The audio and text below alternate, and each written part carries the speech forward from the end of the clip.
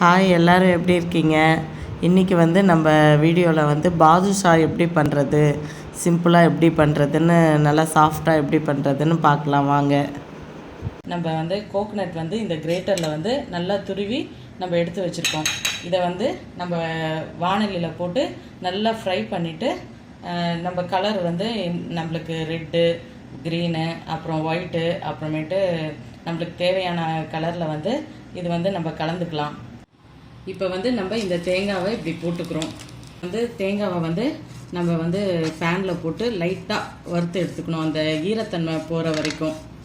இப்போ எல்லா கலர் போட்டு கலந்துக்கிட்டோங்க. இது நம்ம 1 மந்த்து 2 மந்த்து இந்த மாதிரி ஸ்டோர் பண்ணிக்கலாம். நம்ம பாதுஷா எப்போன்னா பண்ணுறோமோ அப்போ நம்ம டக்குன்னு எடுத்து பண்ணிக்கலாம், மேலே டெக்கரேஷனுக்காக. இப்போ நம்ம பாதுஷா பண்ண தேவையான பொருட்கள்: மைதா 1 tumbler, sugar 1 spoon, baking soda, baking powder, milk, அப்புறம் தயிர். அப்புறம் எப்பயுமே ஸ்வீட் பண்ணக்குள்ளார 1 இன்ச்சு நம்ம சால்ட் ஆட் பண்ணால் நல்ல டேஸ்ட்டாக எடுத்து கொடுக்கும். அப்புறமேட்டு 50 கிராம் பட்டர். இப்போ நம்ம மைதா ஆட் பண்ணிக்கிறோம். இப்போ 1 ஸ்பூன் சுகர், இப்போ 1 பிஞ்ச் சோடா உப்பு, இப்போ பேக்கிங் பவுடர் 3 ஸ்பூன், கொஞ்சமாக சால்ட்டு. பட்டர் இதை அப்படியே ஆட் பண்ணிக்கலாம். இப்போ நம்ம இப்படி பிசைஞ்சிட்ருக்கோம். இதில் நம்ம கொஞ்சம் மில்க் ஆட் பண்ணிக்கிறோம். இப்போ நம்ம இந்த 5 ஃபிங்கர்ஸால் மட்டும்தான் இப்படி ப்ரெஸ் பண்ணி நம்ம பிசையணும். நம்ம எண்ணெய் ஒரு பக்கம் கடாயில் வச்சாச்சு, ஒரு பக்கம் 1 டம்ளர் சுகர் நம்ம கடாயில் போட்டு சுகர் சிரப் பண்ண போகிறோம்.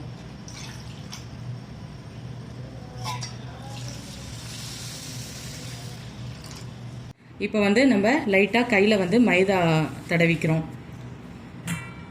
ரெண்டாவது இந்த மாவில் கொஞ்சமாக நம்ம எடுத்துக்கிட்டு இதில் நம்ம நல்லா ப்ரெஸ் பண்ணோம். நல்லா ப்ரெஸ் பண்ணிவிட்டு அந்த ரவுண்ட் ஷேப்பில் கொண்டு வந்துடணும். இந்த மாதிரி நம்ம நல்லா அழுத்தம் கொடுத்து பிசையணும். பிசைஞ்சிட்டு இந்த மாதிரி வச்சுக்கணும். போடக்குள்ளார நம்ம இப்படி ஒரு ப்ரெஸ் கொடுத்து நம்ம போடணும். இதே நம்மளுக்கு மேலே வந்துடும். இப்போ நம்ம சிம்மில் வச்சு தான் நம்ம இந்த பாதுஷா வேக வச்சுருக்கோம்.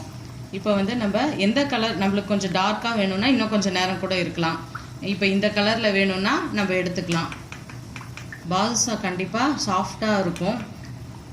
இதுக்கப்புறம் என்ன ப்ரொசீஜர்னு நம்ம பார்க்கலாம்.